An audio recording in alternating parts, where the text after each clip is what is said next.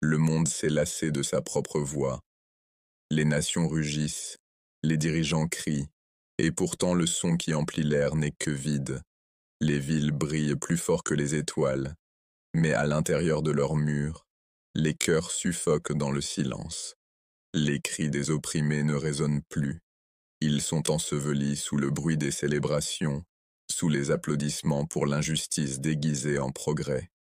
La terre tremble, non sous le poids des montagnes, mais sous le poids des mensonges. Elle a vu des empires s'élever sur le dos des faibles. Elle a vu des rois et des tyrans écrire l'histoire dans le sang des innocents. Et maintenant, le sol lui-même semble fatigué.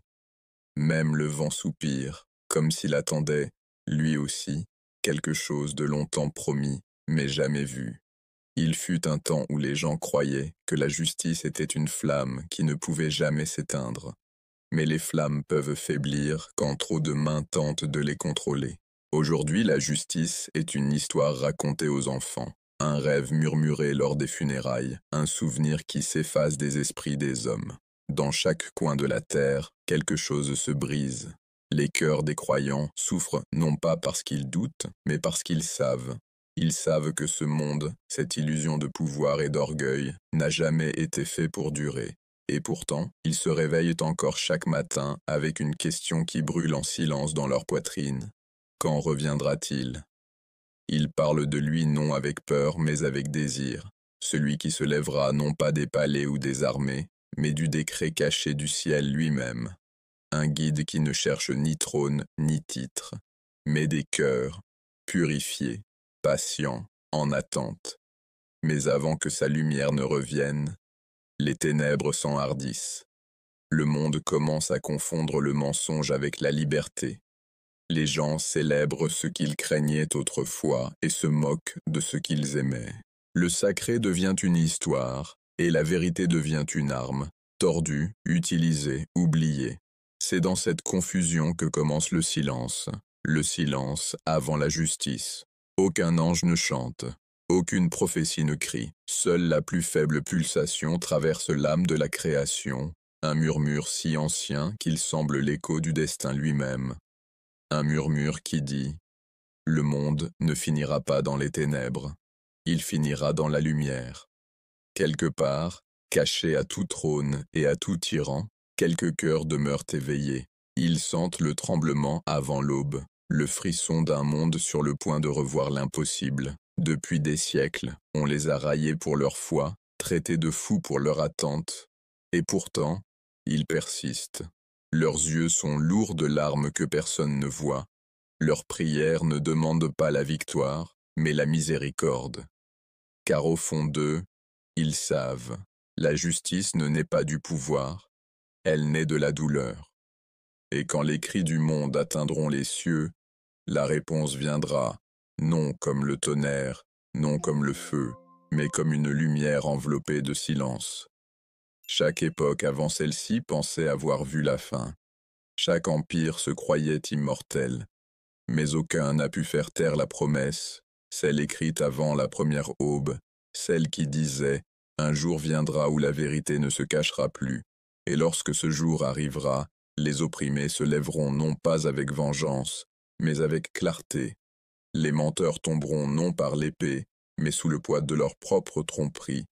Et la terre, lasse, blessée, en attente, respirera à nouveau. Jusque-là, le silence grandit, non le silence du désespoir, mais celui de quelque chose de sacré qui se prépare à bouger. Un calme avant la tempête qui répare. Une pause avant le réveil. Les croyants le sentent dans leurs os. Les pécheurs l'entendent dans leurs rêves. Même ceux qui le nient le ressentent lorsque la nuit paraît trop silencieuse, quand le vent passe près de leurs fenêtres et porte un nom qu'ils ne se rappellent pas, mais que leur âme, elle, reconnaît. Ce nom est une promesse, et bientôt, cette promesse parlera, car l'histoire de la justice ne se termine pas dans la défaite. Elle commence au moment où l'humanité perd espoir. Elle commence quand le dernier croyant refuse d'abandonner, quand un seul cœur murmure encore « Ya Allah », tandis que le monde brûle autour de lui. Ce seul murmure devient un signal, un appel à travers le temps. Et le ciel répond. Les cieux s'ouvriront à nouveau. Le voile entre le visible et l'invisible s'amincira. Et de l'ombre de l'histoire, une lumière s'élèvera, celle que le monde tentait d'oublier, la lumière de celui qui est envoyé pour restaurer ce qui fut brisé, guérir ce qui fut enfoui, et rappeler au monde ce que la justice signifie vraiment. Mais avant que cette lumière ne revienne, le monde doit s'effondrer sous le poids de ses propres mensonges. La nuit doit devenir plus sombre que jamais, afin que lorsque l'aube se lèvera enfin, personne ne puisse la confondre avec autre chose que le divin.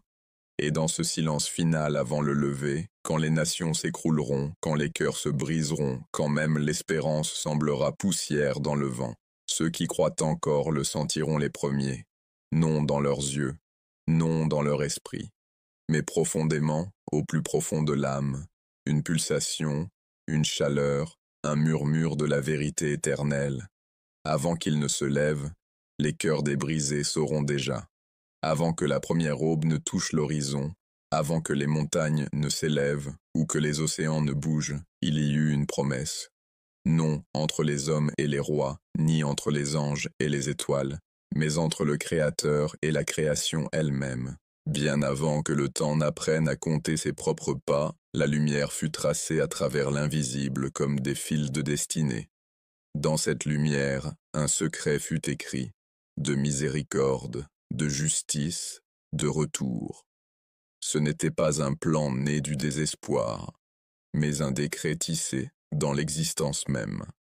Quand les cieux étaient encore silencieux et que la plume n'avait pas commencé à écrire, Allah prononça une parole qui résonnerait à travers les âges. En vérité, ma miséricorde précède ma colère, et dans cette miséricorde, une figure fut destinée, non pour conquérir des terres, mais pour guérir les cœurs, non pour réclamer le pouvoir, mais pour restaurer l'équilibre. Le Mahdi n'était pas une réponse au chaos. Il en était la graine du remède, plantée avant que la tempête ne commence. Chaque prophète portait une étincelle de cette même lumière. D'Adam, A.S., qui pleura pour les fautes de l'humanité, à Nuh, A.S., qui construisit une arche tandis que le monde riait. Chacun savait que sa mission n'était qu'un fragment de quelque chose de plus grand. Ils posèrent les fondations, mais un viendrait pour achever le cercle. Ibrahim, A.S., leva les mains sous le ciel ouvert et pria « Envoie parmi eux un messager issu d'eux-mêmes ». Et cette prière voyagea à travers les générations, portée par le sang et la promesse, jusqu'à atteindre Muhammad, la miséricorde pour les mondes. Mais même alors, la chaîne n'était pas complète, car pour chaque miséricorde révélée à l'humanité, une autre fut retenue, réservée pour la fin des temps, quand le monde en aurait le plus besoin. L'histoire du Mahdi ne commença pas avec sa naissance. Elle commença quand la lumière elle-même fut appelée à témoigner. Lorsqu'Allah rassembla les âmes de la création et demanda « Ne suis-je pas votre Seigneur ?» Chaque âme répondit « Oui ». Parmi elles se tenaient ceux choisis pour les épreuves, pour les tests et pour la victoire, et parmi eux, celui destiné à guider quand le monde aurait perdu sa voie. Il ne fut pas écrit dans l'histoire. L'histoire fut écrite autour de lui. Même les anges savaient. Il parlait d'un temps où la foi vacillerait comme une flamme mourante, où la corruption souillerait même les cœurs les plus purs, et où la terre, étouffant sous le poids de ses propres péchés, crierait à l'aide. Et à ce cri, Allah avait déjà une réponse, une promesse. Un homme choisi non seulement par sa lignée, mais par son dessein, une âme qui s'était déjà prosternée devant le trône, avant que son corps ne foule la terre. Le monde invisible comprenait ce que le monde visible ne pouvait pas. Chaque époque passée, chaque prophète envoyé, chaque écriture descendue, tout faisait partie de cette même préparation divine. Quand Musa, A.S., fendit la mer, ce n'était pas seulement un miracle pour son peuple, c'était une leçon de confiance.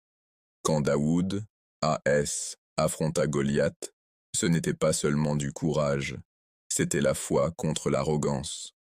Quand Issa, A.S., rendit la vue aux aveugles, Ce n'était pas seulement de la miséricorde, c'était un aperçu de ce à quoi ressemble la justice divine lorsqu'elle touche le monde humain.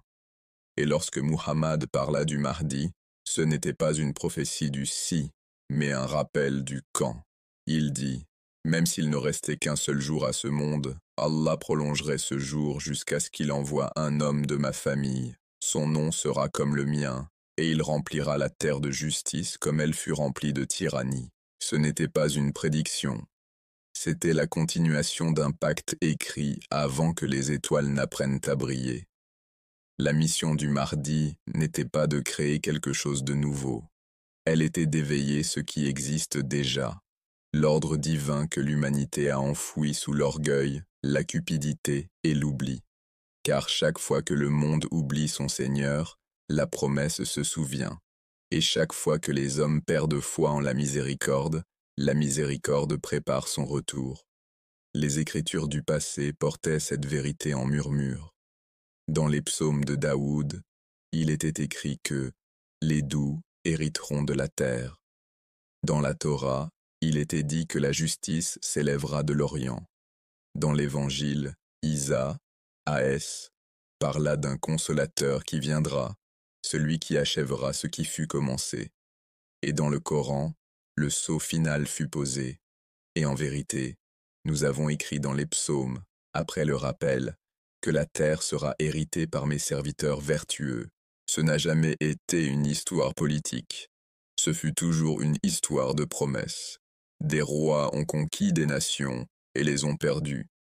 Des empires ont prétendu régner au nom de Dieu et se sont dissipés en poussière. Mais cette promesse n'était pas bâtie sur l'or ou le sang. Elle fut écrite dans la lumière, une alliance qu'aucun tyran ne pouvait effacer, qu'aucun temps ne pouvait corrompre. Pendant des siècles, des savants, des saints et des chercheurs ont parlé de lui, certains avec science, d'autres avec nostalgie, d'autres encore avec larmes. Mais même eux savaient que son histoire ne concernait pas seulement l'avenir. Elle concernait le schéma de toute création. Chute, épreuve, miséricorde, retour. Chaque lever de soleil après une tempête est un signe de cette promesse. Chaque larme repentante tombant d'un cœur épuisé est un écho de cette alliance. Même le plus petit acte de justice, le mot de vérité le plus doux, la prière la plus discrète murmurée dans l'obscurité, tous rappellent que la promesse vit encore. Et bien que le monde puisse se noyer dans la corruption, bien que le mensonge puisse sembler inébranlable, l'invisible agit toujours en silence. Les anges écrivent encore, les destins se déploient encore, et le scénario divin continue vers son accomplissement. Car la mission du Mahdi n'a jamais concerné le quand. Elle a toujours concerné le pourquoi. Pourquoi l'humanité doit-elle se briser avant de se souvenir de son Créateur? Pourquoi la lumière doit-elle disparaître avant que nous en redésirions la chaleur?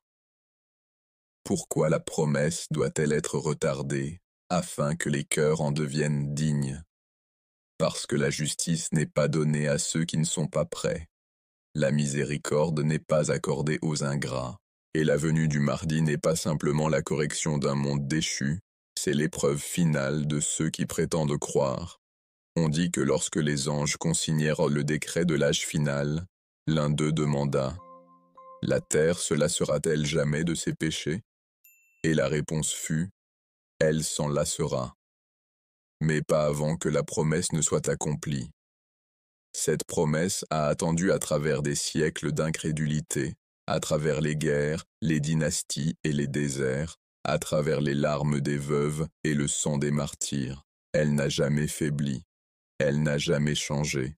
Elle ne fait qu'observer, patiemment. L'histoire du Mahdi n'est pas celle qui commence à son apparition.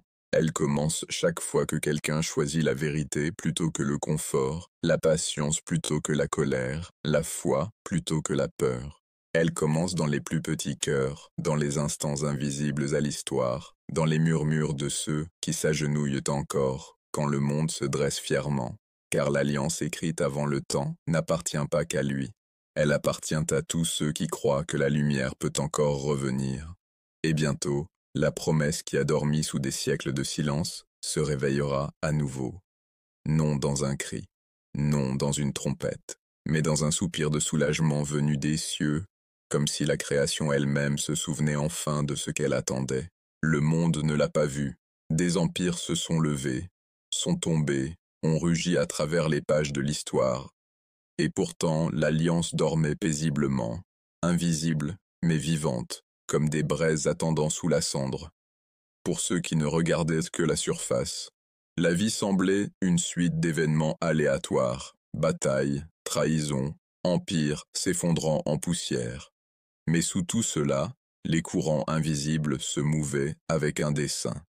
Chaque époque était une répétition, chaque prophète un murmure de la promesse, encore à se manifester pleinement. Quand Hud appela son peuple à la droiture, quand Salih parla de la chamelle et du châtiment de Tamoud, quand Moussa fendit la mer, ce n'était pas seulement pour leur temps, c'était une partie d'un scénario plus vaste, écrit par celui qui détient l'éternité. Chaque miracle, chaque avertissement, chaque miséricorde traçait un chemin vers ce qui devait venir. La naissance du Mahdi ne fut pas un accident. Ce fut une montée silencieuse de lumière dans un monde aveuglé par les ténèbres. Tandis que rois et tyrans comptaient leurs richesses, tramaient le pouvoir et tissaient des plans de vanité, une vigilance divine protégeait un enfant dont l'âme s'était déjà prosternée devant le trône. Dans l'ombre, à l'abri des regards qui ne voyaient que les pièces et les armées, un gardien veillait, des anges tournaient en silence, et l'air lui-même était empreint de protection. Même les étoiles semblaient se pencher vers cette nuit. Une douce lueur toucha la terre où il dormait, inaperçu des foules, inaudible aux rues animées, invisible à ceux qui ne croyaient qu'en la puissance et l'ambition. Pourtant, les cieux tremblèrent, et les anges se murmurèrent l'un à l'autre. L'heure a été écrite, la promesse perdurera. L'histoire se souvient de l'évident, des guerres, des traités, des rois, des empires. Mais l'invisible se souvient aussi. Les prières des opprimés, les larmes des oubliés, les cœurs qui refusèrent de se soumettre à la corruption, tous étaient des fils dans la grande tapisserie de la mission du Mahdi. Chaque acte d'injustice trouvait un contrepoids patient dans l'invisible. Chaque tyran qui se croyait éternel n'était qu'une étape vers l'accomplissement de ce qui avait été promis avant que le temps ne commence. Même avant qu'il ne marche parmi les hommes, sa présence circulait invisiblement. Ceux destinés à être témoins de sa vérité étaient guidés subtilement, une main posée sur leur cœur. Ils ne le connaissaient pas encore, mais ils ressentaient un changement, une gravité silencieuse attirant les justes vers la préparation, les croyants vers la patience. Et pour ceux qui refusaient, le monde continuait comme avant, aveugle à ce qui bougeait déjà en lui. Le Mahdi ne viendrait pas pour dominer ou conquérir, il viendrait pour éveiller, pour restaurer, pour rappeler à l'humanité ce qu'elle avait oublié. Son rôle n'était pas politique, il était divin. Et chaque obstacle, chaque épreuve, chaque ère de ténèbres faisait partie de cette préparation. À travers les siècles, la promesse persista dans les murmures. Les savants parlèrent d'un guide issu de la famille du prophète, dont le nom ferait écho au sien. Les saints parlaient d'une lumière qui percerait les cœurs perdus. Les fidèles priaient pour la guidance, sans savoir que leurs prières formaient une chaîne de préparation, reliant les générations à l'alliance écrite avant la création. Lorsque la corruption semblait tout engloutir, lorsque le mensonge régnait, lorsque les cœurs chancelaient sous le poids du désespoir, la promesse ne faiblissait pas. Elle attendait seulement. La main patiente du destin ne se hâte pas. Elle ne tremble pas. Elle avance au rythme du divin, invisible, irrésistible, inévitable. Les épreuves de l'humanité n'étaient pas ignorées.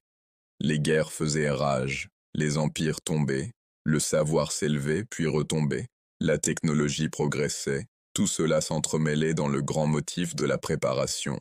Chaque épreuve raffinait le monde, comme le feu purifie l'or, séparant ce qui perdurera de ce qui périra. Et dans ce raffinement, L'alliance invisible continuait de façonner les cœurs, guidant ceux qui cherchèrent la vérité, préparant le sol à l'arrivée du Mahdi. Même les ennemis de la foi, ceux qui pensaient pouvoir défier la volonté divine, jouaient inconsciemment leur rôle. Chaque acte d'oppression, chaque mensonge, chaque injustice était un repère, un signe que l'heure de l'accomplissement approchait. Le Mahdi émergerait non pas malgré ce chaos, mais à travers lui, comme un phare, une culmination, une miséricorde depuis longtemps promise. Ce n'était pas une histoire écrite pour un seul siècle, une seule nation ou un seul peuple. C'était pour toute la création. Et bien que les siècles passent, l'alliance demeure intacte, intouchée par le temps, incorruptible par les faiblesses humaines. Ceux qui le cherchent, dans des cœurs calmes et constants, trouvent des signes partout, dans les écritures, dans l'histoire, dans les mouvements subtils du monde. Ils savent que quelque chose de divin se prépare, quelque chose d'éternel. Et enfin, lorsque l'heure fixée arrivera, lorsque les cœurs seront prêts et que le monde aura atteint son moment désigné, le Mahdi se lèvera. Non par la force des armées, non par le rugissement des rois, non par la grandeur de la gloire terrestre, mais par l'autorité silencieuse d'une alliance tenue, d'une promesse accomplie, d'une miséricorde dévoilée. Le monde le sentira d'abord non dans les rues, ni dans les palais, mais dans les âmes des croyants. Les cœurs longtemps brisés par l'injustice reconnaîtront l'aube de la justice. Les yeux voilés par le désespoir verront la lumière de l'espérance. Les opprimés trouveront la réhabilitation, et les justes verront leur patience récompensée. L'élévation du Mahdi ne sera pas une interruption de l'histoire, elle en sera l'accomplissement. Chaque événement, chaque âme, chaque épreuve auront guidé le monde vers cet instant. Et lorsqu'il marchera, la terre elle-même semblera soupirer de soulagement, car l'alliance écrite avant le temps prendra enfin forme dans la réalité du monde. Et dans cet éveil, la vérité ultime sera claire. La terre n'a jamais été abandonnée, elle était en préparation. Autrefois, le monde savait ce que signifiait la justice. Elle n'était pas écrite dans des lois, ni scellée dans des tribunaux. Elle vivait dans les cœurs. Les enfants dormaient sans peur. Les affamés n'étaient pas oubliés. Et la vérité, bien que fragile, avait encore une demeure parmi les hommes. Mais ce souvenir s'est effacé. Comme la dernière chaleur d'un feu mourant, le monde s'assoit désormais dans sa propre fumée, ne se souvenant de la lumière qu'à travers des histoires. Nul ne sait vraiment quand la justice a disparu. Elle ne s'en est pas allée soudainement. Elle s'est retirée lentement, comme la lumière du jour s'éloignant de l'horizon, inaperçue de ceux trop occupés à compter leur or. Tout commença par un murmure, un compromis, un silence, une peur de parler. Quand la vérité devint gênante, on l'enterra sous le confort. Quand l'honnêteté coûta trop cher, on l'échangea contre la survie. Et lorsque la foi devint démodée, le monde apprit à s'adorer lui-même. Des empires s'élevèrent, non sur la sagesse, mais sur le mensonge. Les dirigeants apprirent qu'il était plus facile de conserver le pouvoir par la division que par l'unité. Et les hommes, créés pour se tenir droit, commencèrent à se prosterner, non devant Dieu, mais devant leurs propres désirs. Chaque époque a connu la corruption, mais la nôtre l'a perfectionnée. Nous avons appris à déguiser la cupidité en progrès, l'arrogance en liberté et la cruauté en justice. Nous avons bâti des monuments non à la vertu, mais à la vanité. Nous avons couronné des tyrans et les avons appelés visionnaires. Et lorsque les prophètes avertirent de ce qui allait venir, nous les avons traités de rêveurs, jusqu'à ce que leurs paroles s'accomplissent. Le monde devint plus bruyant, mais les cœurs plus silencieux. La technologie avança, mais les âmes régressèrent. Les hommes se relièrent par-delà les océans, mais se sentirent plus seuls que jamais. Nous prétendions avoir conquis la nature, et pourtant nous ne pouvions plus nous contrôler nous-mêmes. Les pauvres furent foulés, les faibles ignorés, et ceux qui croyaient encore en la bonté, nous les avons tournés en ridicule, comme si la pureté était une faiblesse. Nous avons appelé la corruption normalité, le mensonge nécessité et l'immoralité modernité. Et lorsque le monde commença à pourrir, nous avons fait semblant de ne rien voir, comme si l'aveuglement pouvait nous protéger du jugement. Mais la justice n'est pas un concept, c'est une vérité vivante. Et lorsqu'on la néglige, elle laisse derrière elle un écho qui hante tout. Cet écho erre maintenant dans les villes où des enfants meurent de faim sous les panneaux de luxe. Il plane dans les parlements où la vérité se vend aux plus offrants. Il gémit dans le silence des foyers où les familles sont devenues étrangères les unes aux autres. Il hante les cœurs de ceux qui sentent encore que quelque chose de sacré, a été perdu. Et pourtant, les hommes continuent d'avancer. Ils construisent des tours plus hautes pour échapper à la sensation de chute. Ils remplissent leurs jours de bruit pour étouffer la voix de leur conscience. Ils vénèrent l'illusion du contrôle, alors même que le monde tremble sous leurs pieds. Le ciel ne semble plus un abri, la terre ne semble plus un foyer, car lorsque la justice meurt, même le vent semble perdre sa direction. On dit que lorsque la corruption se répand, les anges pleurent. Non pas parce que le monde pêche, car le péché fait partie de l'histoire humaine, mais parce que le monde oublie de se repentir. Et désormais, l'oubli est devenu notre identité. Regarde de près. Les nations autrefois fondées sur la vérité trafiquent désormais le mensonge. Les mots jadis faits pour guérir sont devenus des armes. Et les cœurs des dirigeants, jadis faits pour protéger, ne cherchent plus qu'à dévorer. Nous avons appris à manipuler la lumière tout en restant aveugles à la vérité. Nous avons atteint les étoiles, mais oublié comment regarder le ciel. Nous avons rendu la connaissance abondante et la sagesse éteinte. Chaque invention était censée nous libérer. Elle nous a plutôt asservis à nos propres appétits. Nous défilons sans fin à travers des illusions, cherchant un sens qu'aucun écran ne peut donner.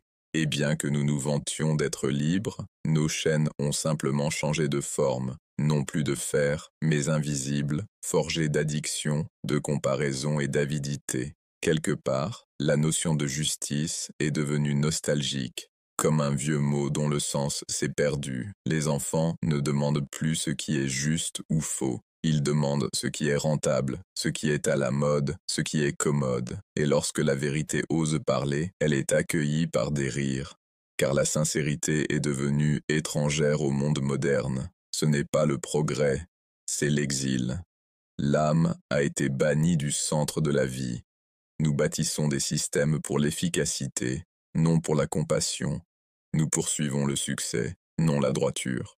Et dans cette poursuite, nous avons tourné le dos à tout ce qui faisait de nous des humains. Quand la foi s'en va, l'équilibre aussi. Quand l'humilité disparaît, l'arrogance prend le trône. Et quand le souvenir de Dieu s'efface, tout perd son sens, même la vie elle-même. Aujourd'hui, les signes de cette perte sont partout. Les océans se révoltent, engloutissant l'arrogance de l'homme. La terre gémit sous notre cruauté, se fissurant entre sécheresse et inondation. Les cieux envoient des avertissements, des tempêtes comme des rappels, des tonnerres comme des sanglots. Mais nous n'écoutons plus. Nous appelons cela climat, non conséquence, coïncidence, non correction. Et pourtant, au fond, chaque âme le sent, cette inquiétude qui ne la quitte jamais, cette conscience que quelque chose va terriblement mal, mais que personne n'ose le nommer. Car le nommer exigerait un changement, et le changement demande l'humilité, la seule chose que le monde moderne a oubliée. La justice n'est pas perdue parce qu'elle a été vaincue, elle est perdue parce que nous avons cessé de croire qu'elle était possible. Nous avons fini par voir l'injustice comme inévitable, comme si la corruption était l'ordre naturel des choses. Mais la terre n'a pas été créée pour l'oppression. Elle a été créée pour l'équilibre. Et l'équilibre, une fois brisé, crie à être restauré. Les prophètes nous ont avertis, quand la cupidité remplace la gratitude, quand l'arrogance remplace l'obéissance, quand le monde commence à exalter ses oppresseurs, C'est alors que l'heure approche, et aujourd'hui, leurs paroles résonnent plus fort que jamais. Les pauvres pleurent pendant que les puissants festoient, les innocents sont réduits au silence pendant que les coupables sont célébrés. Le sacré est tourné en dérision pendant que le profane est adoré. Et pourtant, la promesse de la justice demeure inscrite dans l'invisible, intacte à travers le temps. On dit qu'avant l'aube, la nuit devient la plus sombre. Peut-être est-ce cette nuit, celle annoncée, celle qui mettra chaque âme à l'épreuve. Les hommes cherchent la paix dans les révolutions, dans les idéologies, dans les mouvements, mais n'en trouvent aucune, car la paix ne se fabrique pas, elle descend du ciel. Et tant que le cœur des hommes ne retournera pas à son Créateur, nul trône, nul chef, nulle loi ne pourra guérir ce qui a été brisé. Le monde se tient au bord du précipice. Les anciens systèmes s'effondrent, les vieux mensonges se défont, et ceux qui croient encore, bien qu'ils soient peu nombreux, portent en eux le faible souvenir de ce que ressentait la justice. Ils sont les restes, les discrets qui prient quand d'autres se moquent, qui pardonnent quand d'autres haïssent, qui espèrent quand l'espérance elle-même semble insensée. Ce sont ceux dont les yeux scrutent encore l'horizon à la recherche d'une promesse qu'ils n'ont jamais vue, mais que leurs âmes se rappellent. Car au fond du cœur humain subsiste un murmure, faible mais persistant, que la justice n'était pas destinée à disparaître, que la miséricorde n'était pas destinée à s'éteindre, que la vérité, bien qu'enfouie, respire encore sous les décombres de cet âge. Et bientôt, très bientôt, elle se relèvera. Car la terre qui saigne ne saignera pas pour toujours. Les larmes des opprimés ne sont pas oubliées, et le silence du ciel n'est pas de la négligence, c'est de la préparation. Chaque injustice est consignée, chaque cri entendu, chaque mensonge pesé, et lorsque le moment viendra, celui qui ne rompt jamais ses promesses dévoilera ce que l'humanité croyait perdu à jamais. Le monde ne se souvient peut-être plus de la justice, mais la justice, elle, se souvient du monde, et lorsqu'elle reviendra, elle ne frappera pas, elle entrera comme l'aube après 1000 nuits. Car dans l'absence de justice, le monde a commencé à oublier sa propre âme. Ça ne commence pas par un rugissement, mais par un souffle, une seule exhalation de l'invisible, et le monde, las, tremblant, creux, commence à changer. Les cieux pendent lourdement, comme s'ils attendaient. Les étoiles semblent plus proches que jamais, comme si elles se penchaient pour être témoins de ce que les âges avaient été écrits pour voir. Et sous elles, une humanité à genoux, écrasée sous le poids de sa propre corruption, murmure pour la première fois depuis des siècles, non pas dans l'arrogance, mais dans la reddition. Quelque chose s'éveille, quelque chose d'ancien, quelque chose de promis. À travers les déserts et les cités, à travers les océans et les ruines, un sentiment commence à se propager, comme l'aube chassant une nuit sans fin. Il n'est pas encore visible aux yeux, pas encore, mais chaque âme qui porte encore une étincelle de foi le ressent. Un écho qui dit « Il est temps ». Le monde a atteint son épuisement final, les rois ont échoué, les savants se sont tus, la richesse a perdu tout sens. Les systèmes construits pour remplacer Dieu ont commencé à se dévorer eux-mêmes. Et au cœur de cet effondrement, un murmure parcourt la terre, un murmure plus ancien que le temps, connu de chaque ange, écrit avant la première aurore. La promesse sera accomplie. Quelque part, un homme se lève, non pas un souverain couronné par les hommes, mais un serviteur choisi par le ciel. Ses pas sont silencieux, mais la terre s'en souvient, comme si elle avait attendu que ses pieds touchent à nouveau son sol. Les vents bougent différemment autour de lui. Le monde semble respirer avec lui. Il n'est pas inconnu de l'invisible. Les anges connaissent son nom depuis avant qu'Adam soit façonné d'argile. Les prophètes avaient parlé de lui dans des soupirs et des prières, et leurs fidèles avaient porté la mémoire de cette promesse comme une flamme à travers les âges de ténèbres. Maintenant, cette flamme prend forme. Il se lève non pas avec des armes, mais avec la certitude. Non pas avec des armées, mais avec la vérité. non pas pour régner sur les cœurs, mais pour les éveiller. Son visage porte la douceur de la miséricorde et la gravité de la justice, l'équilibre que le monde avait oublié. Dans ses yeux, les âmes fatiguées trouvent le repos. Dans son silence, les tyrans tremblent. Car sa présence n'est pas un pouvoir tel que le monde le comprend, c'est un alignement, la volonté du ciel marchant à nouveau sur la terre. Et lorsqu'il parle, le son n'est pas fort, mais il résonne à travers l'invisible. Ses paroles atteignent d'abord les cœurs purs, ceux qui ont attendu, qui ont prié, qui se sont purifiés quand le monde se moquait de la foi. Ils le reconnaissent sans preuve. Leurs âmes le reconnaissent comme le désert reconnaît la pluie.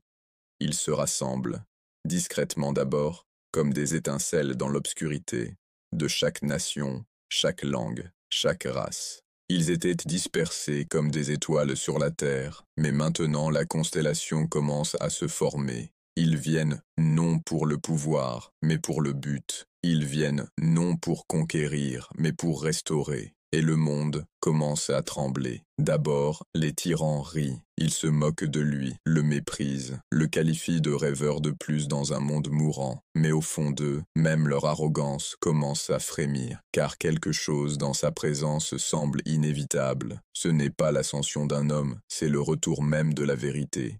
Les tempêtes se lèvent là où il marche, les cœurs s'adoucissent là où il prie, et la justice, longtemps ensevelie, longtemps oubliée, recommence à respirer. Pour la première fois depuis des siècles, les opprimés relèvent la tête, non pas parce qu'ils ont espoir en l'homme, mais parce qu'ils sentent l'air lui-même changer.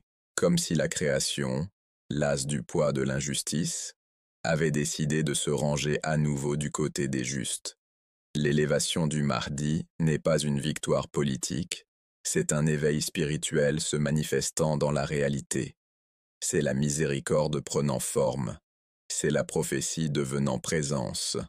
Le Coran, qui avait été récité mais non vécu, recommence à vivre à travers ses actions. Les versets réduits à la mémoire deviennent mouvement, la justice marchant sous forme humaine. Et la terre, qui gémissait sous l'oppression, recommence à faire écho aux mots de la paix. Il restaure non par invention, mais par souvenir. Il rappelle à l'humanité ce qu'elle était censée être, un reflet de l'équilibre divin. Il abat les idoles non faites de pierre, mais d'ego, de richesse et d'orgueil. Il ne détruit pas pour détruire. Il purifie pour que ce qui est vrai puisse à nouveau respirer. Et pourtant, cette ascension n'est pas sans résistance. Les forces des ténèbres, celles qui ont bâti leurs empires sur la tromperie et le désespoir, se lèvent contre lui. Elles manient les armes de la peur, du mensonge et de la manipulation. Mais chaque tentative d'éteindre sa lumière ne fait que révéler leurs ombres plus clairement. Car cette lumière n'est pas la sienne seule, c'est la lumière d'Al-Haq, la vérité elle-même. Et la vérité ne peut être tuée, elle ne peut qu'être retardée jusqu'à son heure désignée. Cette heure est arrivée. Alors qu'il se déplace à travers le monde, les gens commencent à voir les miracles non dans le spectacle, mais dans la transformation. Les cœurs les plus durs commencent à s'adoucir, les ennemis se retrouvent à pleurer en sa présence. Les oubliés, les perdus, les brisés, ils retrouvent un sens. Et les anges descendent, non avec des épées, mais avec la paix. Leurs ailes s'étendent à travers l'horizon comme pour protéger le monde renaissant. Les cieux s'ouvrent dans la miséricorde, et pour la première fois depuis des millénaires, le voile entre le visible et l'invisible devient à nouveau mince. Le cri de justice, qui résonnait sans réponse, trouve enfin son écho. Chaque larme versée dans la foi, chaque prière prononcée dans le désespoir, commence à trouver son accomplissement. Les balances que la tyrannie avait inclinées commencent à se rééquilibrer, lentement, divinement, inévitablement.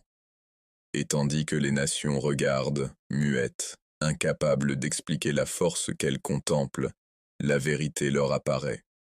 Ce n'est pas une rébellion, c'est une résurrection. Il n'est pas ici pour commencer une nouvelle histoire. Il est ici pour achever celle qui a commencé avant le temps, le pacte fait avant la création, lorsque les âmes de l'humanité ont témoigné « Oui, tu es notre Seigneur ». Et maintenant, cette promesse se vit à nouveau.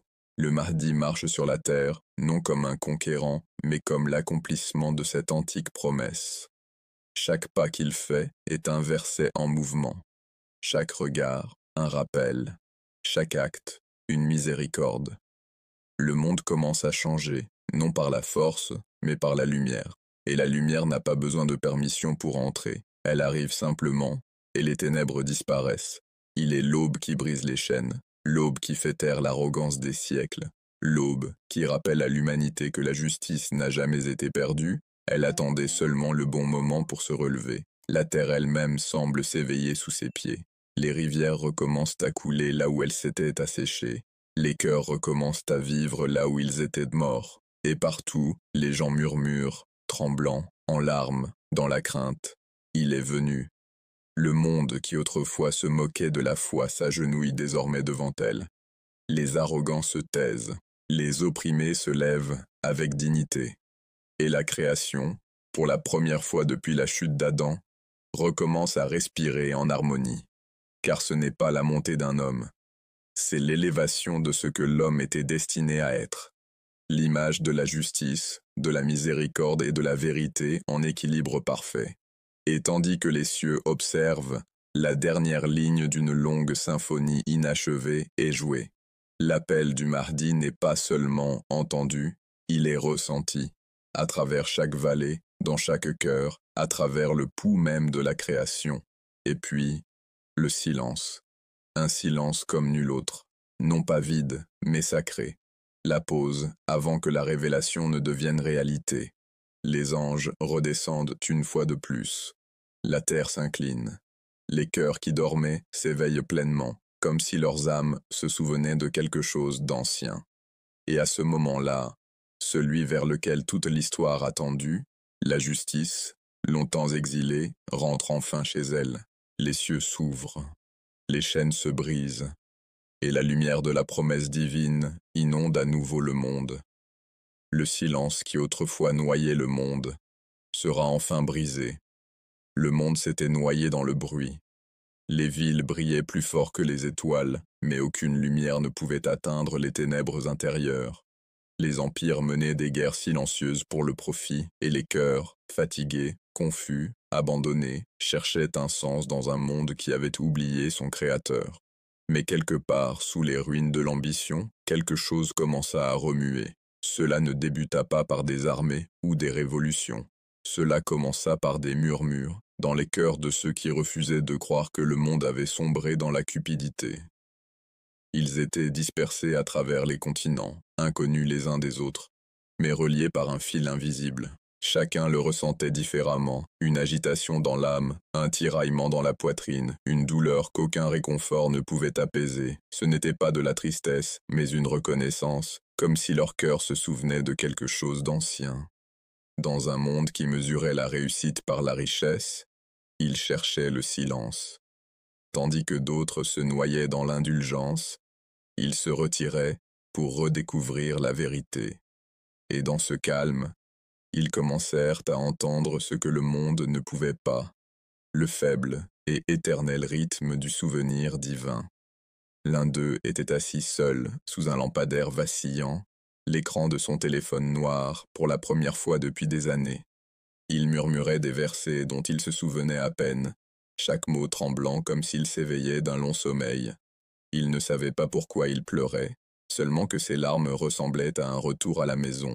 Un autre marchait à travers les ruines d'une ville bombardée, avançant prudemment sur la poussière de l'histoire. Il ramassa un fragment d'une page du Coran, à moitié brûlé, mais encore assez intact pour lire les mots. En vérité, avec la difficulté vient la facilité. Et pour la première fois, il y crut. Ce n'étaient pas des gens parfaits, ce n'étaient pas des saints. C'étaient les brisés, ceux qui avaient goûté le poison de ce monde et avaient fini par le recracher. Leurs prières n'étaient pas éloquentes, leurs mosquées parfois de simples pièces éclairées par la foi. Mais chaque tête inclinée était comme une étincelle. Et dans l'invisible, Ces étincelles commencèrent à se rassembler. Quelque chose changeait. Le monde s'était endormi, mais la terre en dessous commençait à vibrer de nouveau, doucement, silencieusement, comme un cœur réapprenant à battre. Ce n'était pas une révolution d'épée, mais d'âme. Ce n'était pas la montée des nations, mais celle des consciences. Les gens commencèrent à remettre en question la vie qu'on leur avait dit d'aimer, le cycle sans fin d'acheter, de faire défiler, de dormir. Ils commencèrent à se demander « Que sommes-nous devenus? Qu'avons-nous perdu lorsque nous avons gagné le monde ?» Dans des coins secrets, les Corans furent rouverts, non pour être simplement lus, mais ressentis. Les mots autrefois mémorisés sans réflexion commencèrent à respirer à nouveau. Les versets autrefois récités pour la récompense devinrent des fenêtres sur la vérité. Ne médite-t-il donc pas sur le Coran? Cette question résonna comme le tonnerre dans leur cœur, et en méditant, quelque chose en eux s'éveilla. Ils réalisèrent que la foi n'avait jamais été une habitude, mais une fin de ce qui est réel, de ce qui endure, de ce qui purifie. Ils commencèrent à chercher cette pureté, non pas seulement dans les rituels, mais dans la sincérité. Certains reprirent à la prière après des décennies d'absence. Certains pardonnèrent à des ennemis qu'ils avaient juré de ne jamais pardonner. Certains donnèrent la richesse qui les avait asservis. Et dans chaque acte d'abandon, les chaînes autour de leurs âmes commencèrent à se briser.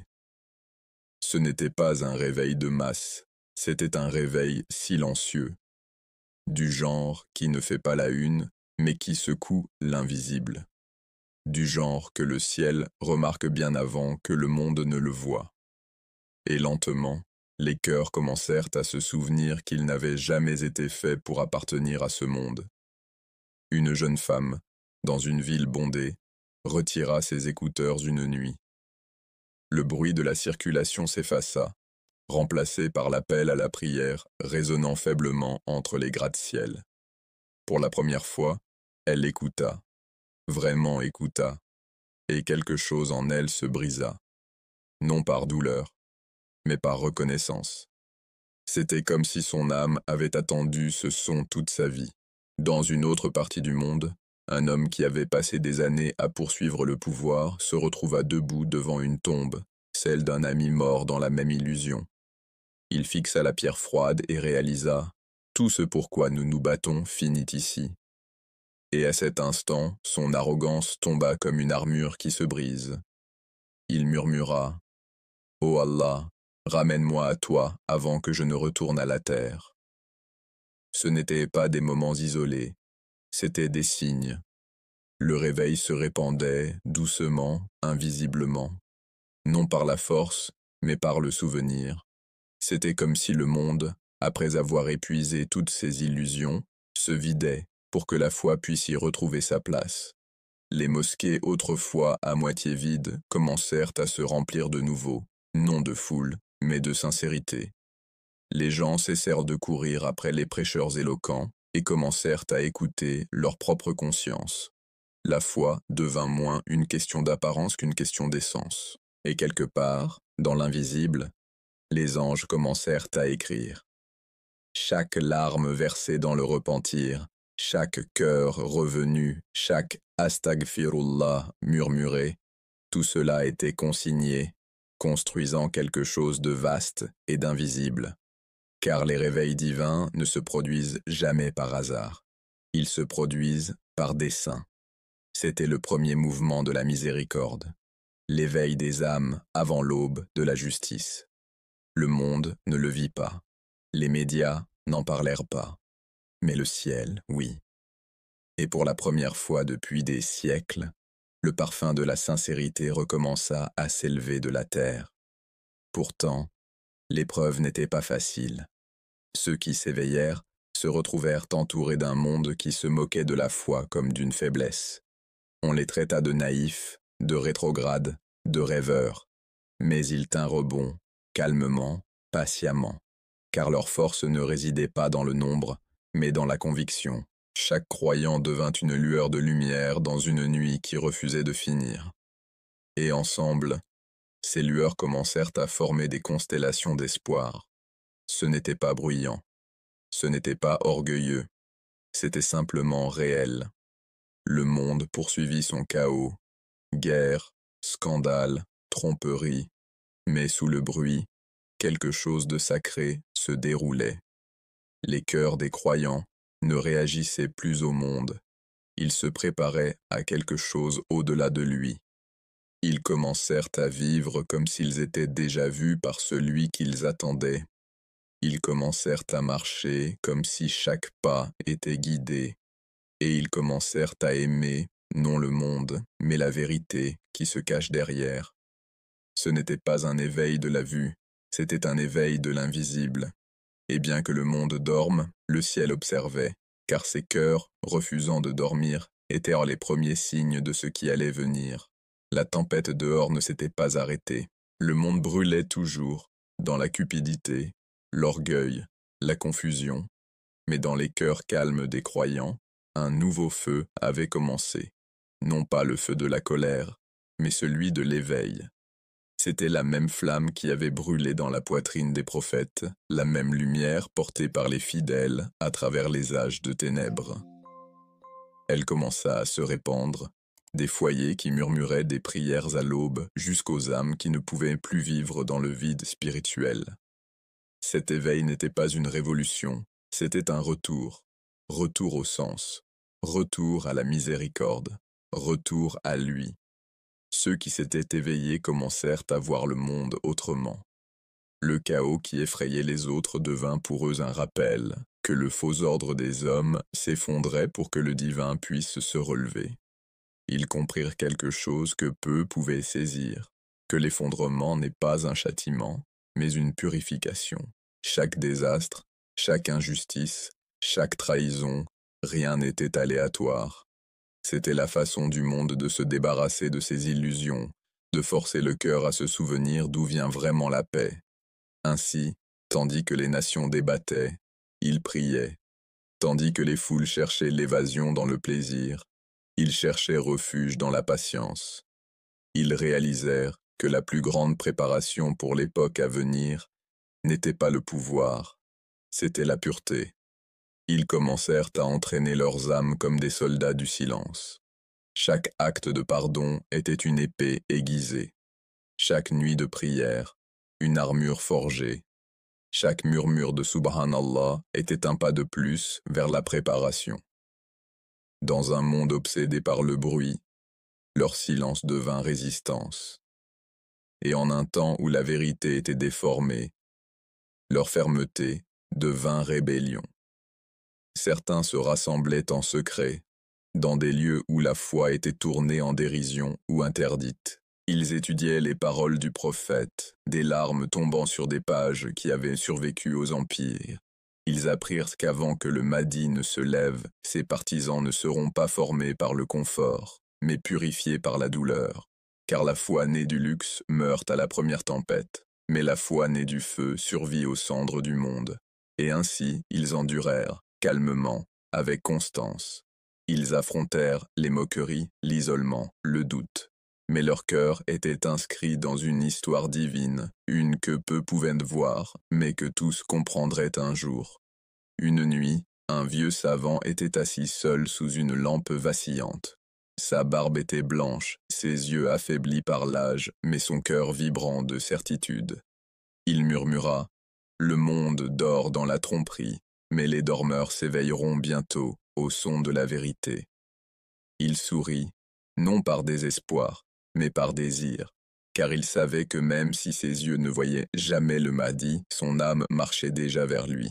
Ailleurs, un jeune garçon regardait le ciel nocturne, comptant les étoiles que son grand-père lui avait dites être des signes de la perfection d'Allah. Le garçon ne connaissait pas l'histoire, ne comprenait pas la prophétie. Il savait seulement que lorsqu'il murmurait « Ya Allah », la paix emplissait sa poitrine. Et dans cette innocence, il portait la même force que le vieux savant, la force d'une foi qui n'a pas besoin de preuves pour croire. C'est ainsi que l'éveil se répandit, du savant à l'enfant, de cœur en cœur, non par la parole, mais par la sincérité, non par les miracles, mais par le souvenir. Et le ciel observait, car chaque fois qu'un cœur se tournait vers son Créateur, une bannière invisible se levait, l'armée cachée de la foi grandissant, une âme à la fois. Ils commencèrent à vivre différemment. Ils cessèrent de précipiter leurs prières. Ils souriaient davantage, même quand le monde était dur. Ils donnaient sans que personne ne les voie. Et lorsqu'ils péchaient, ils pleuraient, non seulement par culpabilité, mais par amour pour celui qui les rappelait encore à lui. Ils réalisèrent quelque chose de profond, qu'Allah ne cherche pas des suiveurs parfaits, il cherche des cœurs qui continuent d'essayer. Et ces cœurs, blessés, tremblants mais constants, étaient ceux choisis pour ceux qui allaient venir. Le monde ne comprenait pas. Il riait de leur simplicité, de leur espoir, de leur foi en une miséricorde invisible. Mais ils ne vacillèrent pas, car ils avaient trop vu du pouvoir des hommes pour douter de celui d'Allah. Ainsi, tandis que le monde se préparait pour la guerre, ils se préparaient pour la vérité. Tandis que d'autres construisaient des murs de peur, ils bâtissaient des ponts de prière. Et tandis que les arrogants attendaient un sauveur pour changer le monde, eux se changeaient eux-mêmes, sachant que le mardi ne viendra pas pour ceux qui l'attendent seulement, mais pour ceux qui incarnent ce qu'il représente. Le réveil était la première aube avant l'aube, faible, fragile, mais indéniable. C'était le silence avant la tempête de miséricorde. Et bien qu'ils fussent peu nombreux, il suffisait, car chaque ère de lumière commence de la même manière, non par le nombre, mais par la sincérité. Un à un, les dormeurs commencèrent à bouger. Les cœurs autrefois esclaves des écrans et des désirs commencèrent à désirer quelque chose de réel. Le souvenir d'Allah commença à résonner plus fort que le bruit du monde. Et bien que la terre brûlât encore d'injustice, le ciel commença à abaisser sa miséricorde, non dans le tonnerre, mais dans le silence. Une voix s'éleva dans ces cœurs, non entendue par les oreilles, mais ressentie par l'âme. Vous êtes en train d'être préparés, préparés pour le temps où la vérité marchera de nouveau sur la terre. Préparés pour le moment où la justice ne sera plus un rêve, mais une réalité. Préparés pour l'arrivée de celui dont la présence transformera le désespoir en destinée. Ils ne pouvaient pas encore le voir, mais ils le ressentaient, comme la chaleur avant le lever du soleil, comme l'espoir avant la vue. Et tandis qu'ils se purifiaient, ils commencèrent à comprendre.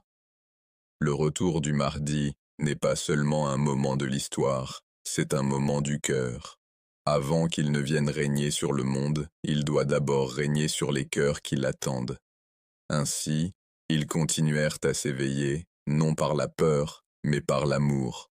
Amour de la vérité, amour de la justice, amour de celui qui a promis que la lumière reviendra. Leurs prières devinrent des promesses, leur patience devint force, leur silence devint un appel, et dans l'invisible, le monde commença à changer. Les cieux se préparèrent, les anges prirent place. Et la terre, pour la première fois depuis des siècles, commença à trembler, non de peur, mais d'attente, parce que les cœurs des croyants s'étaient souvenus, parce que les dormeurs avaient commencé à s'éveiller. Et bientôt, le monde suivrait. Avant que le mardi n'apparaisse sur la terre, ses partisans apparaîtront en esprit. La poussière des siècles commence à retomber. Les guerres se sont tues. Les tyrans se sont tus. Le monde se tient dans le calme après la tempête, brisé, à bout de souffle, incertain. Mais dans ce silence, quelque chose commence à palpiter. Non pas dans les cieux, non pas dans les empires, mais dans le cœur des hommes. Car la révolution du mardi ne commence pas par le feu, elle commence par le souffle, par le rappel, par le retour du sens. Les armées qui autrefois marchaient pour la domination déposent maintenant leurs armes, non parce qu'elles ont été vaincues, mais parce que la raison de leur colère n'existe plus. Le pouvoir qu'elles adoraient autrefois a été mis à nu, révélé dans son vide. Les couronnes d'or qui aveuglaient l'humanité par l'orgueil gisent maintenant abandonnées dans la poussière, et à leur place s'élève quelque chose de plus grand, quelque chose de plus doux, mais infiniment plus fort. La foi. Cela commence doucement. Dans les marchés autrefois corrompus par la cupidité, les gens recommencent à commercer avec honnêteté. Dans les foyers longtemps brisés par la trahison, les familles recommencent à prier ensemble. Dans les rues qui autrefois résonnèrent de peur, les enfants rient sans regarder par-dessus leurs épaules. La transformation n'est pas forcée. Elle coule naturellement, comme l'eau retrouvant son cours après des années de sécheresse, car le Mahdi ne conquiert pas les corps, il éveille les âmes. Sa révolution n'est pas celle de l'épée, mais celle du cœur. Là où la peur régnait autrefois, la foi monte sur le trône. Là où l'arrogance bâtissait des murs, l'amour commence à construire des ponts. Il rappelle à l'humanité que la justice n'est pas une loi à imposer, c'est une vérité à vivre. Que la paix ne peut pas être écrite dans des traités si elle ne réside pas d'abord dans l'âme. Que la vraie victoire n'est pas lorsque l'ennemi se rend, mais lorsque le cœur retourne vers Dieu. Partout où il va, les gens se souviennent de ce qu'ils étaient destinés à être. Il ne prêche pas, il écoute. Il ne punit pas, il purifie. Son regard seul ressemble à une prière, un reflet de la miséricorde divine. Ceux qui le rencontrent décrivent quelque chose qu'ils ne peuvent pas mettre en mots. C'est comme si le poids des années tombait de leurs épaules. Comme si leur cœur, rouillé par le péché, marqué par le désespoir, recommençait à briller. Car il porte en lui le parfum de l'invisible, le parfum de la vérité que l'humanité avait oublié. Et partout où il marche, ce parfum se répand, réveillant les âmes endormies comme le printemps après un long et dur hiver. Les savants viennent à lui, humbles. Les poètes écrivent sur lui, inspirés. Les brisés s'approchent de lui, guéris. Car il n'est pas ici pour créer des suiveurs, il est ici pour créer des croyants. Et la croyance, sous sa lumière, n'est plus une théorie, elle devient la vie elle-même. Le Coran, longtemps récité mais rarement vécu, devient le rythme de l'existence quotidienne. Ces mots ne résonnent plus seulement dans les mosquées, ils résonnent dans les marchés, dans les tribunaux, dans chaque cœur battant de sincérité. Les versets de justice sont pratiqués, non prêchés. Les versets de miséricorde sont incarnés, non mémorisés. C'est comme si le livre était à nouveau descendu, non sur du papier, mais dans les gens. Et le monde, pour la première fois depuis des millénaires, commence à respirer la vérité. Mais cela n'a pas toujours été facile, car avant la lumière, il a fallu la reddition. Avant la guérison, il a fallu la douleur. L'humanité était dépendante de ses illusions, le pouvoir, la richesse, l'orgueil. Les abandonner n'était pas un acte unique, c'était une lutte spirituelle. Et pourtant, sous sa guidance, même les cœurs les plus durs ont commencé à s'adoucir.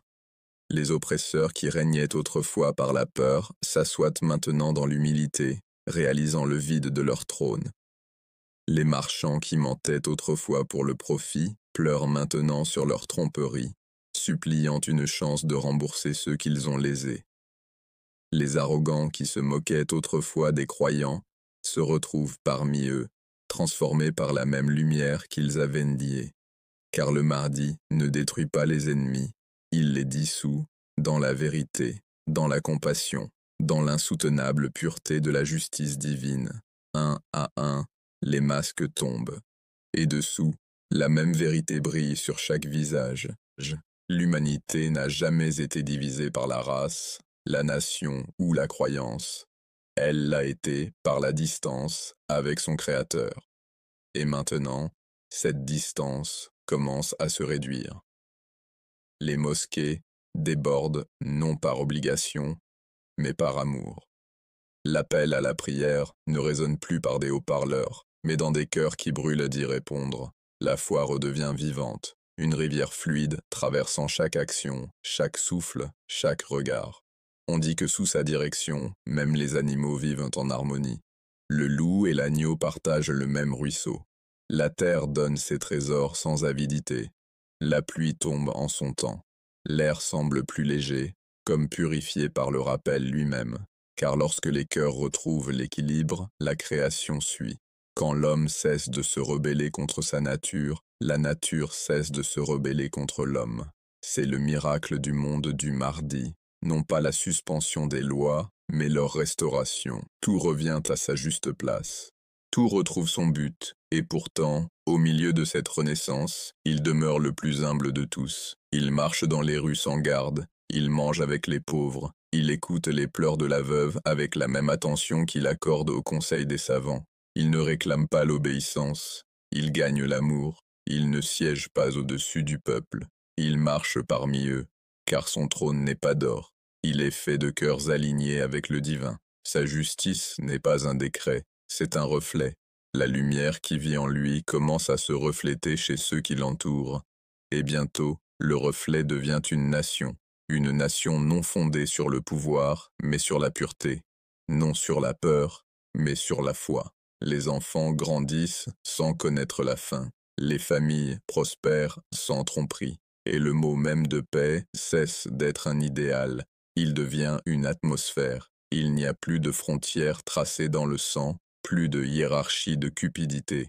La seule distinction qui subsiste entre les hommes est la piété, la beauté tranquille du cœur qui aime Dieu par-dessus tout.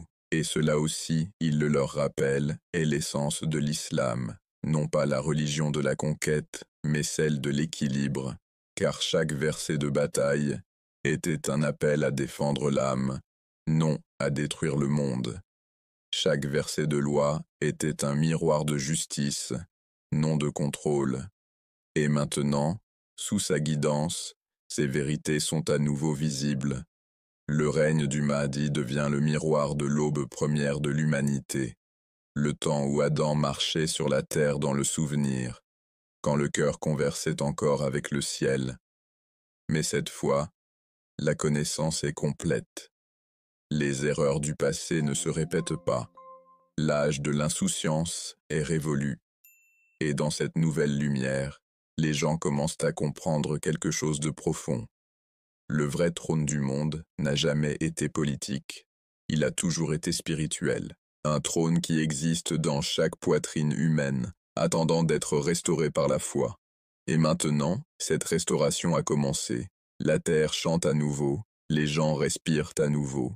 Et à travers tout cela, le Mahdi leur rappelle, doucement, avec la sagesse de l'éternité, la justice, ce n'est pas quand les autres se prosternent devant toi, c'est quand ton propre cœur se prosterne devant la vérité.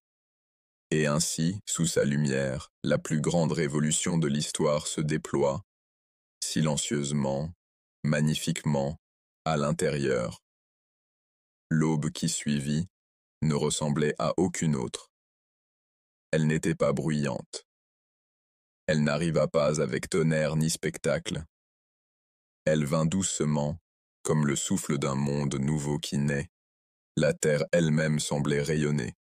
Les villes qui hurlaient autrefois de chaos vibraient maintenant de calme.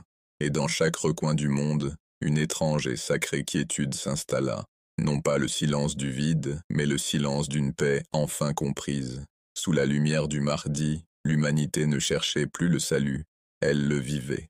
Les systèmes qui jadis asservissaient les hommes, la cupidité, la tromperie, l'injustice, se dissolvaient comme des ombres avant le lever du soleil.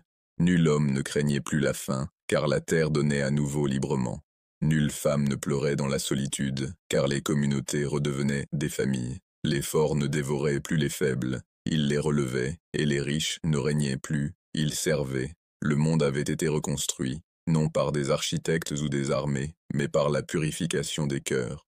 Pendant des siècles, l'homme avait tenté de réparer le monde en changeant les lois, les dirigeants et les systèmes. Mais le Mahdi leur montra ce qu'aucun souverain avant lui n'avait compris.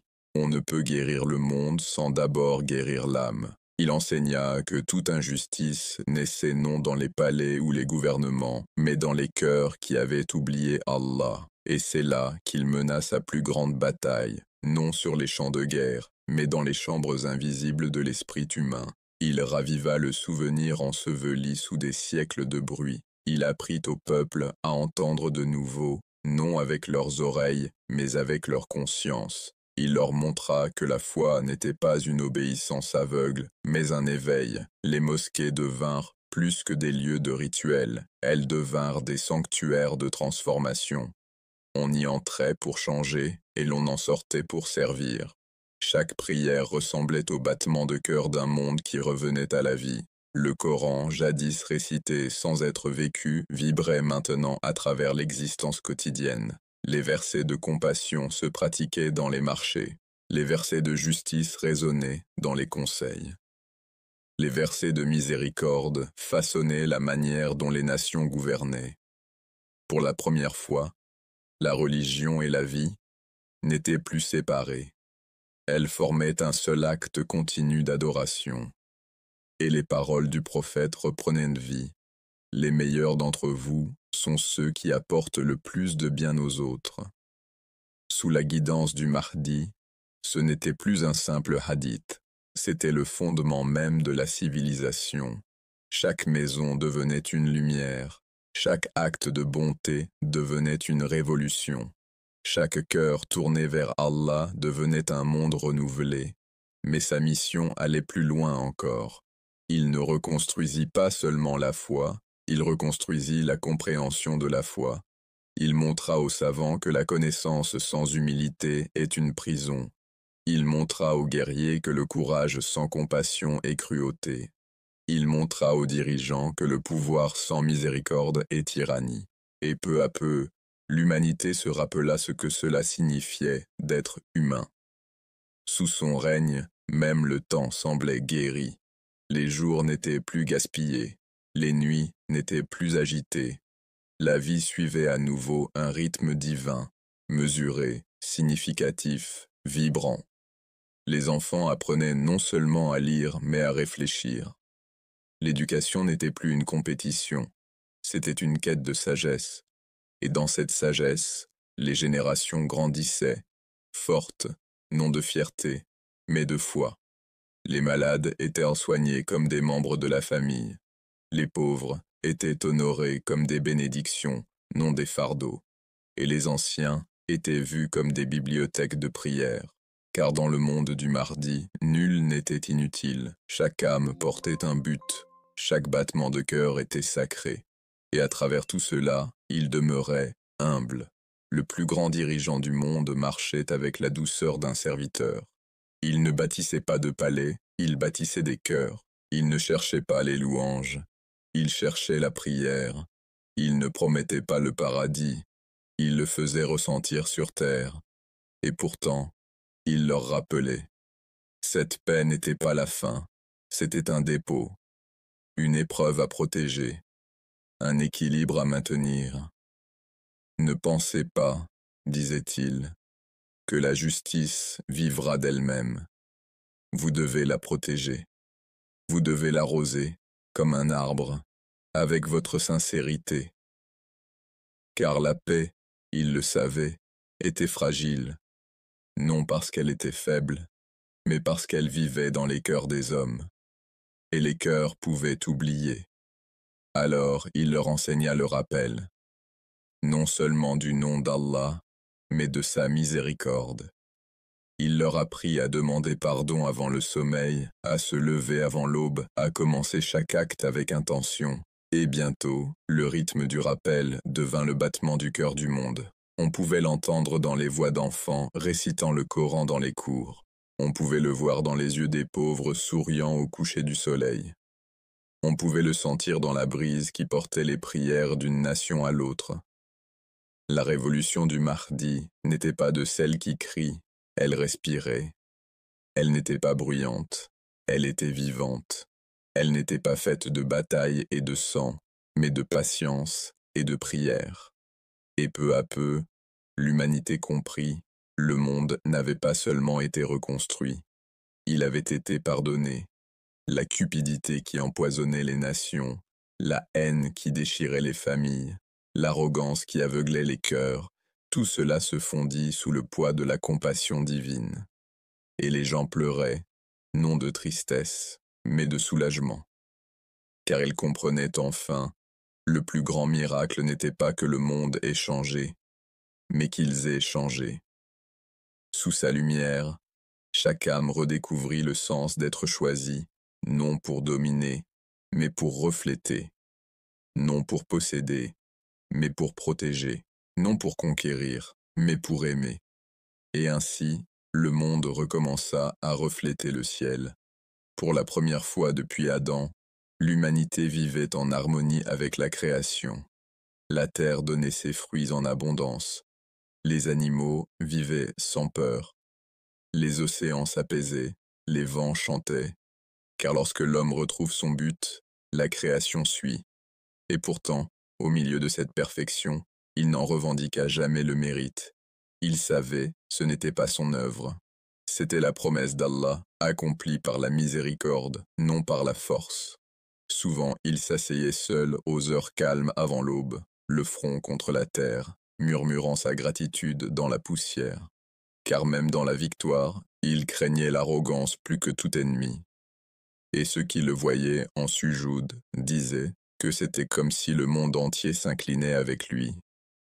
Et c'est dans ces instants que le monde se souvenait de ce qu'était vraiment la justice. Non un système, non une loi, non une punition. La justice était l'alignement du cœur avec la vérité. C'était l'équilibre, restauré par la foi. Et cela, avant tout, était sa mission. La révolution spirituelle n'avait jamais eu pour but de lever des armées, mais d'élever des âmes. Elle n'avait pas pour but de conquérir des nations, mais d'éveiller l'humanité.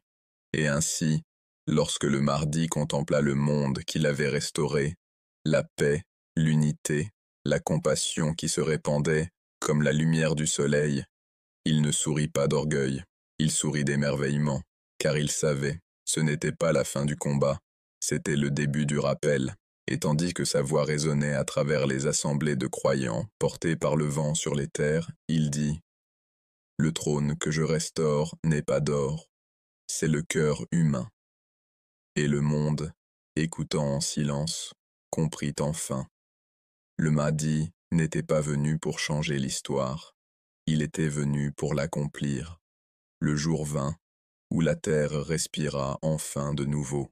Après des siècles d'étouffement sous le poids de l'oppression et de la cupidité, elle inspira la paix, profonde, stable, infinie.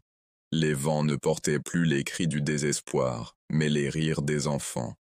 Le sol qui autrefois buvait le sang des innocents faisait maintenant pousser des jardins de miséricorde. Et pour la première fois depuis des générations, le monde ne se contenta pas de survivre au matin. Il le vécut. L'ère de la justice avait commencé. Sous la lumière du Mahdi, l'humanité ne poursuivait plus le pouvoir. Elle cherchait le but. Les nations qui autrefois bâtissaient des murs construisaient maintenant des ponts. Les frontières qui divisaient devenaient des lignes de prière. La couleur de la peau d'un homme n'avait plus d'importance, seule la lumière en son cœur comptait. Le monde qui avait oublié son âme l'avait enfin retrouvé. Aucune ville n'était laissée en ruine, aucune maison n'était abandonnée. Les pauvres marchaient avec dignité, et les riches donnaient sans orgueil.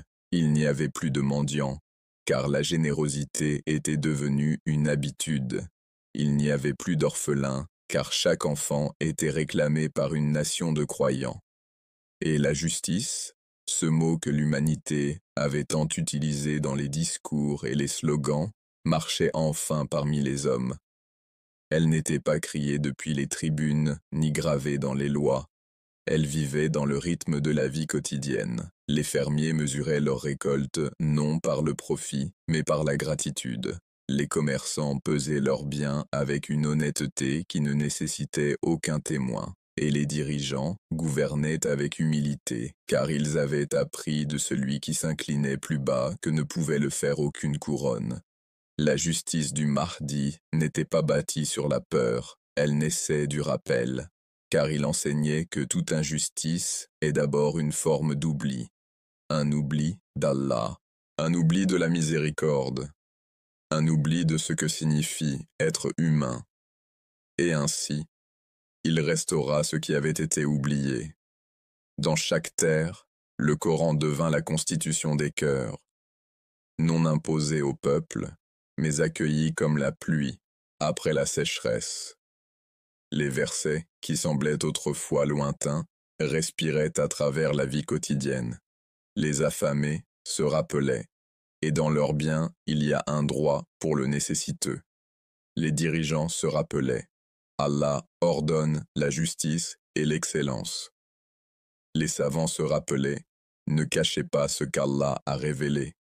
La foi ne vivait plus dans les livres, elle vivait dans le comportement. Les marchés devinrent des sanctuaires d'équité. Les rues résonnaient de salutations de paix. Même les animaux étaient à l'abri du mal, car la compassion était devenue loi. Et le Mahdi marchait parmi son peuple, non comme un roi, mais comme l'un d'eux. Il ne portait pas de couronne, il ne s'asseyait sur aucun trône. Sa grandeur ne résidait pas dans le pouvoir, mais dans la présence. Quand il parlait, le monde se taisait, non par peur, mais par amour. Chaque mot avait du poids, non à cause du ton, mais parce qu'il reflétait la vérité. Il leur rappelait, encore et encore, que la justice n'était pas son accomplissement, c'était la promesse d'Allah, et qu'il n'en était que le serviteur. Dans ce nouveau monde, les nuits n'étaient plus sombres, les étoiles semblaient briller plus fort, comme si elles se réjouissaient, et chaque aube ressemblait à un nouveau verset écrit par la main de la miséricorde. Les enfants grandissaient sans traumatisme, les femmes marchaient sans crainte, les hommes travaillaient sans orgueil, et les communautés se rassemblaient non pour la richesse ou la gloire, mais pour l'adoration. Les prières du vendredi emplissaient chaque coin de la terre. Rangée après rangée, les croyants se tenaient épaule contre épaule, rois à côté des ouvriers, savants à côté des bergers, tous égaux devant leur Seigneur. Et lorsqu'ils s'inclinaient ensemble, on disait que même les anges s'arrêtaient pour écouter l'harmonie de l'humanité. Sous sa direction, la connaissance refleurit. Mais ce n'était pas la connaissance qui gonfle les égaux, c'était celle qui humilie. La science servait l'âme. L'art glorifiait le Créateur. Chaque invention devenait un reflet de gratitude, non d'arrogance. Les cœurs des savants brûlaient de lumière, non d'ambition. Ils étudiaient pour comprendre, non pour débattre. Ils partageaient le savoir librement, comme on donne de l'eau aux assoiffés. Et dans ce partage, la sagesse revint à l'humanité. Le Mahdi enseignait que la vraie justice ne consiste pas à punir, mais à restaurer. Il ne bâtissait pas de prison, il bâtissait le pardon. Il ne gouvernait pas par la peur, il gouvernait par l'exemple.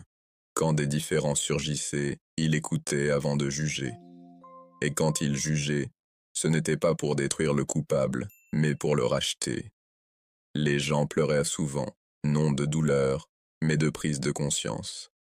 Car ils voyaient en lui ce que l'humanité avait toujours été destinée à être. Les déserts refleurirent, les rivières retrouvèrent leur chemin, la terre, comme sentant son équilibre rétabli, donna plus qu'elle ne recevait. Et les cieux, autrefois tachés de fumée et de guerre, s'éclaircirent pour révéler des étoiles invisibles depuis des siècles. On disait que même la nature obéissait à sa justice, que la pluie tombait à ses prières et que la terre répondait à ses invocations.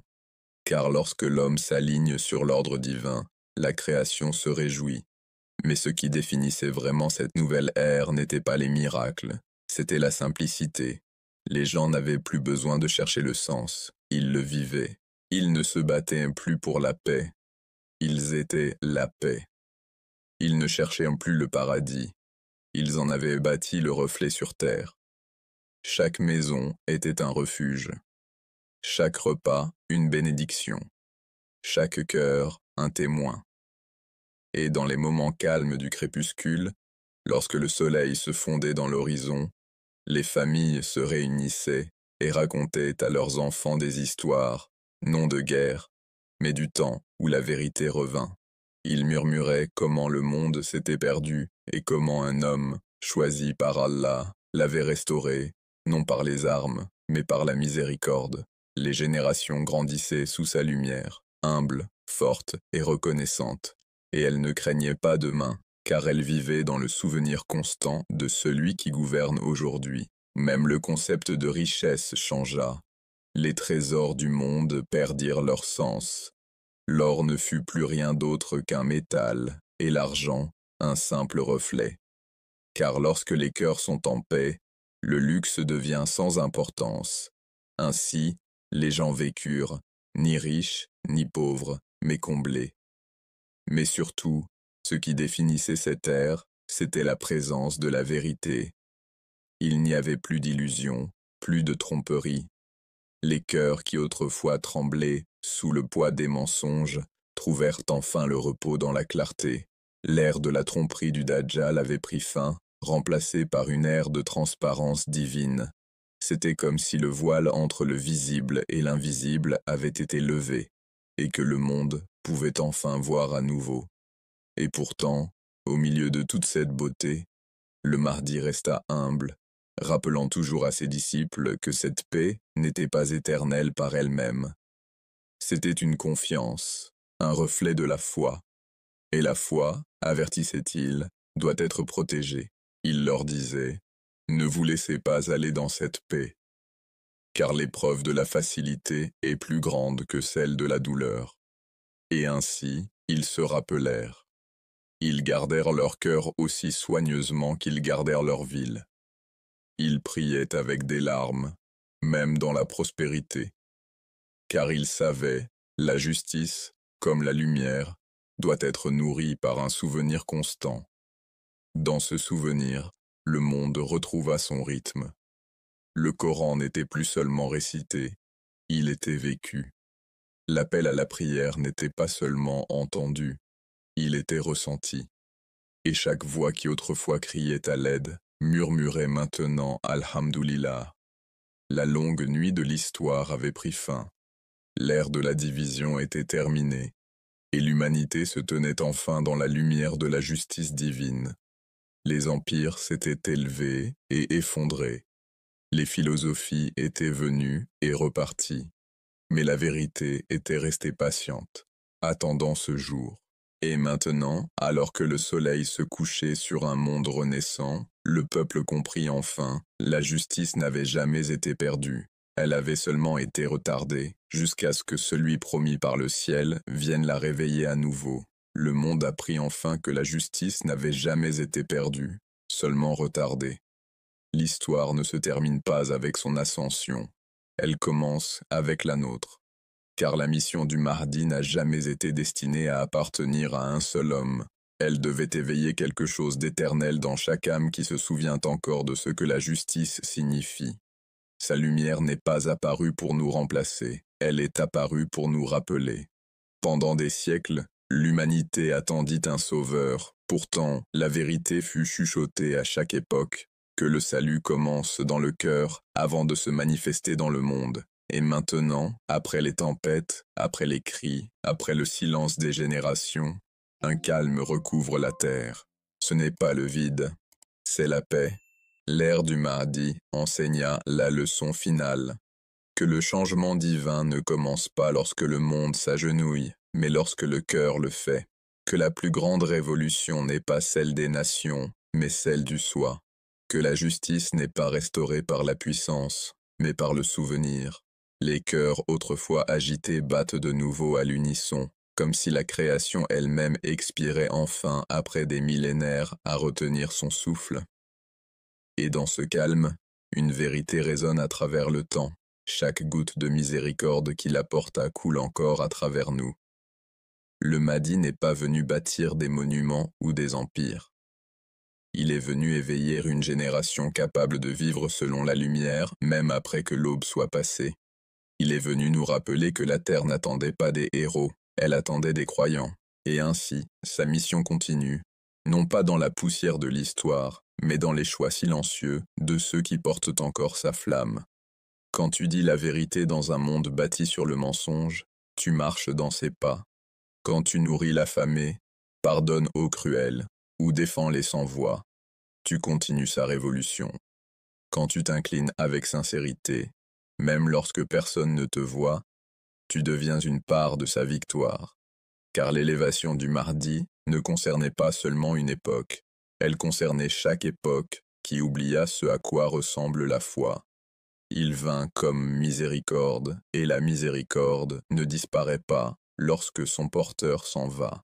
Elle demeure, elle se multiplie, elle appelle. Chaque acte de bonté est son écho. Chaque injustice corrigée est son héritage. Chaque cœur qui refuse d'abandonner la bonté est son armée. Les véritables disciples du Mahdi ne sont pas ceux qui l'attendent, ce sont ceux qui marchent comme il marcha.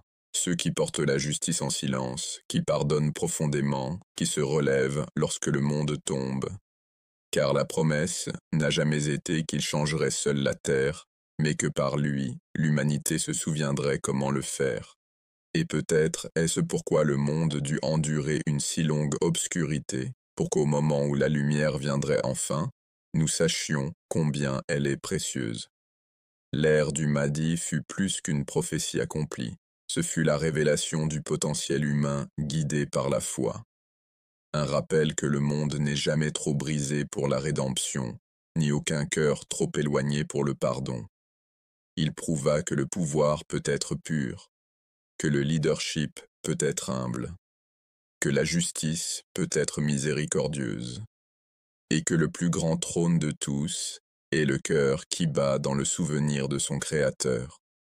Et même maintenant, après que la poussière de l'histoire soit retombée, après que les générations soient passées et que le temps avance, cette lumière brûle encore. Elle ne peut être effacée, car elle n'a jamais été bâtie sur la pierre ou la couronne, mais sur la foi. Et la foi ne meurt pas.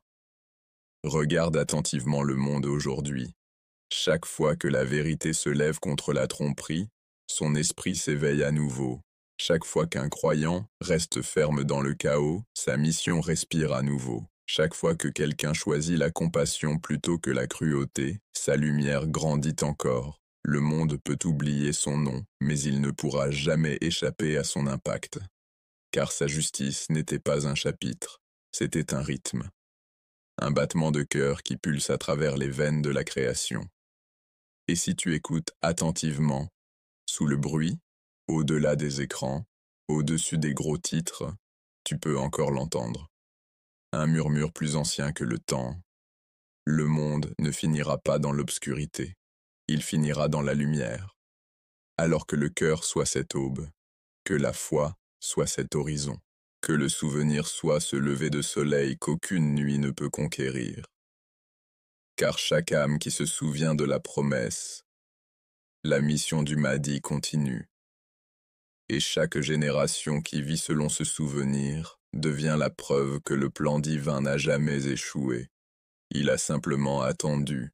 L'histoire du Mahdi fut écrite avant la création, mais ces dernières lignes sont écrites par nous, par chaque croyant qui refuse d'échanger la vérité contre le confort, par chaque larme versée en secret pour l'amour d'Allah, par chaque voix qui dit « La justice vit encore ». Et ainsi, même lorsque le monde tourne et que le temps s'écoule, une vérité demeure éternelle. Le Mahdi n'a jamais été la fin de la prophétie, il fut le début du souvenir. Il n'est pas venu pour mettre fin à l'histoire. Il est venu nous rappeler que l'histoire a toujours été sacrée, que chaque instant est une occasion de restaurer ce qui fut perdu, que dans chaque être humain réside un reflet de cette lumière. Alors, quand le monde redeviendra froid, quand la tromperie se répandra à nouveau, quand les cœurs commenceront à oublier, souviens-toi, la mission n'a jamais été seulement la sienne. Elle a toujours été destinée à devenir la nôtre. La lumière qui s'éleva à travers lui attend encore dans chaque croyant, attendant d'être vécu, pas seulement cru, attendant de guérir, pas seulement d'espérer, attendant d'agir, pas seulement d'attendre. Et c'est là la vérité ultime. L'élévation du Mahdi n'est pas un événement à contempler, c'est une vérité à devenir. Pour la version complète et les visuels, regarde-la maintenant sur la chaîne.